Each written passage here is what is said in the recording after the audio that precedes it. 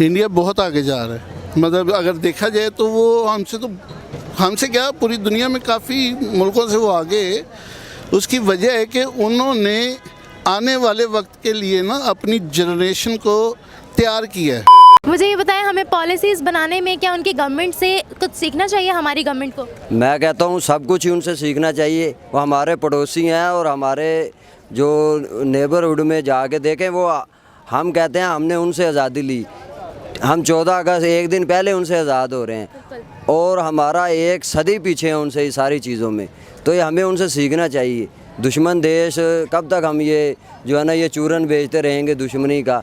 उनकी आर्मी और उनका कोई इदारा पाकिस्तान में सिवाय मैं समझता हूँ एक क्रिकेट टीम रह गई है जो उनसे कभी कभार जीत सकती है, बाकी नहीं।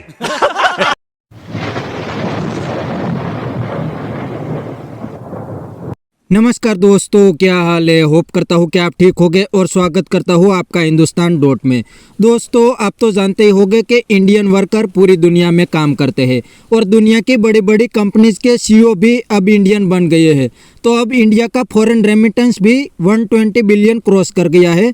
दोस्तों, इस बात से पाकिस्तानी बहुत परेशान है और कहते हैं कि कुछ ही सालों में इंडिया का फॉरेन रेमिटेंस पाकिस्तान की टोटल इकोनॉमी से भी बढ़ जाएगा। तो दोस्तों, वीडियो में आगे देखते हैं इस बात पे पाकिस्तानी पब्लिक के रिएक्शन। अगर आप नए हैं तो पहले चैनल को सब्सक्राइब कर लीजिए और वीडियो को अंत तक देखें। मेरा आपसे सवाल ये है कि अगर हम बात करें अपने नेबरिंग कंट्री भारत की, तो भारत जो है G20 नेशंस में फास्टेस्ट ग्रोइंग इकोनॉमी है, ठीक है।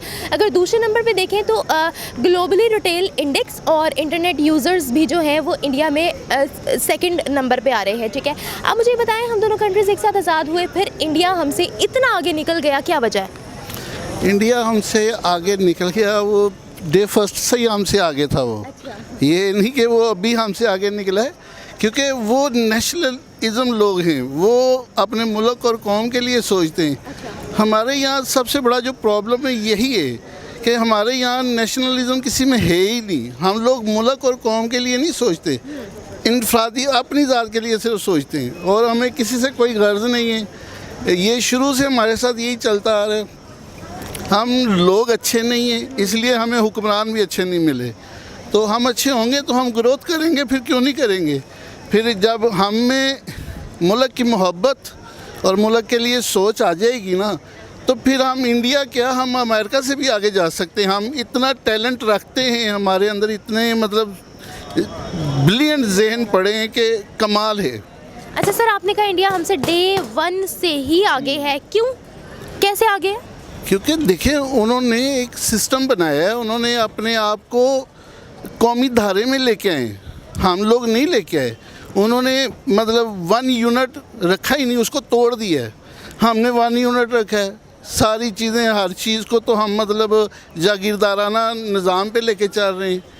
फ़ौज हमारी अपने तरीके से चलती है, सियासतदान अपने तरीके से चलते हैं, और जो भी आता है वो कहता है यार लुटो खसुटो तो फुटो, वो हिसाब हमारा चल रहा है। तो इसलिए हमें मतलब हमें कौम बनेंगे तो फिर ये सारी चीज़ें हमारी ठीक होंगी, उससे पहले नहीं ठीक हो सकती। अच्छा सर, मुझे ये बताएं कि इस सेकंड नंबर पे है इंडिया। अगर हम इंटरनेट यूज़र्स की बात करें तो ठीक है, जिस तरह से वहाँ पर टेक्नोलॉजी आम यूज़ की जा रही है, ठीक है, आप क्या कहेंगे मॉडर्न वर्ल्ड में इस वक्त इंडिया कहाँ एग्जिस्ट कर रहा है? इंडिया बहुत आगे जा रहा है। मतलब अगर देखा जाए तो वो हमसे क्या पूरी दुनिया में काफ़ी मुल्कों से वो आगे है।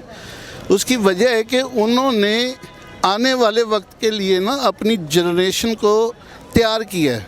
उन्होंने ऐसे नहीं किया जैसे हम मतलब कॉलेज में कुछ पढ़ा रहे हैं, यूनिवर्सिटी में कुछ पढ़ा रहे हैं, और वो क्या कर रहे हैं, वो पढ़ के मतलब कुछ और आ रहा है, जॉब आगे वो किसी और चीज़ की कर रहे हैं। तो ये चीज़ें हम में है ही नहीं। वो पढ़ाते बच्चे को वो चीज़ें कि जिसका उनको पता है कि इसने आगे जाके इसी स्किल से अपना पैसा कमाना है, इसी स्किल से मुल्क को आगे लेके जाना है।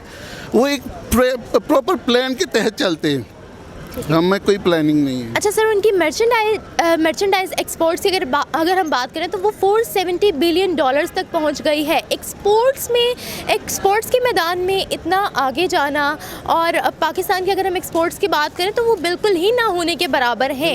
ठीक है, तो क्या वजह है कि इंडिया बिजनेस के सेक्टर में तो आगे जा रहा है, हर सेक्टर में, टेक्नोलॉजी में भी आगे जा रहा है, यकीनन उनकी हुकूमत भी हमसे ज़्यादा अच्छी है, एक्सपोर्ट्स में इतना आगे जाने की क्या वजह आपको नज़र आ रही है? देखें जी, इसमें तो बिल्कुल दो लफ्ज़ी बात है। वो हम लोग जो है ना, मुल्क के साथ सिंसियर नहीं, मैंने आपको पहले भी बताया, हम लोग अपने साथ भी सिंसियर नहीं। हम काम करते हैं उसमें 2 नंबरी ढूंढते हैं, चीज़ें करते हैं उसमें, हमारी चीज़ बाहर जाती है, बाहर वहाँ से हमारी चीज़ नहीं खरीदता, वो इंडिया की ख़रीद लेता है। क्यों? वो जो दिखाते हैं, जो पैक करते हैं, वो बताते हैं कि जनाब हमारी ये क्वालिटी, ये चीज़ें वही निकलती है।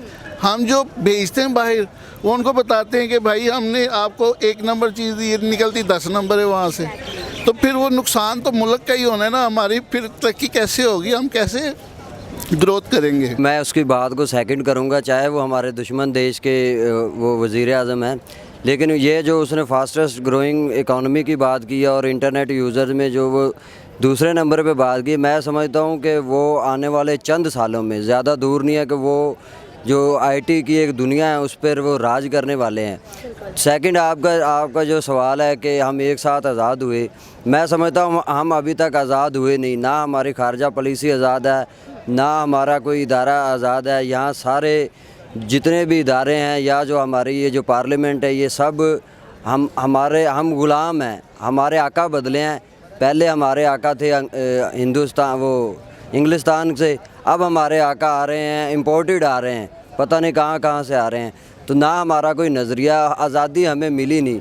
और इंशाल्लाह बहुत जल्द, ये जिस टाइम आप मुझसे ये सवाल कर रही हैं, पाकिस्तान एक दो राह पे खड़ा है। या तो ये कौम अब हकीकी आज़ादी को ढूंढ लेगी, या फिर ये ऐसे ही ग़ुलामी में जिएगी।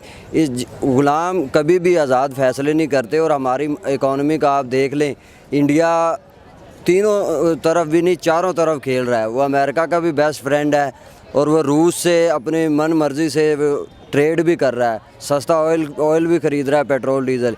ये वो फ़ैसले हैं जो डायरेक्ट इफ़ेक्ट करते हैं, इनका साइड इफ़ेक्ट नहीं है, इनका हमारी इकॉनमी पे डायरेक्ट इफ़ेक्ट है। जब तक अच्छा ठीक है। तो दोस्तों, ये था पाकिस्तानी पब्लिक का रिएक्शन। आपने वीडियो में देखा ना, पाकिस्तानी कहते हैं कि इंडिया और पाकिस्तान एक ही दिन अलग हुए थे, लेकिन दोनों कंट्री की डायरेक्शन अलग अलग थी। और अब तो इंडिया के पॉलिटिशियन इंडिया के लिए काम करते हैं और पाकिस्तानी पॉलिटिशियन खुद के लिए काम करते हैं, और अब तो पाकिस्तान को भी लूट लिया है। और दोस्तों, दूसरी सबसे बड़ी बात, इंडिया ने पहले दिन से एजुकेशन और टेक्नोलॉजी पे काम किया, और पाकिस्तान ने किस सेक्टर में काम किया वो तो पूरी दुनिया जानती है। और इसका रिजल्ट भी अब दोनों कंट्री को मिल गया है।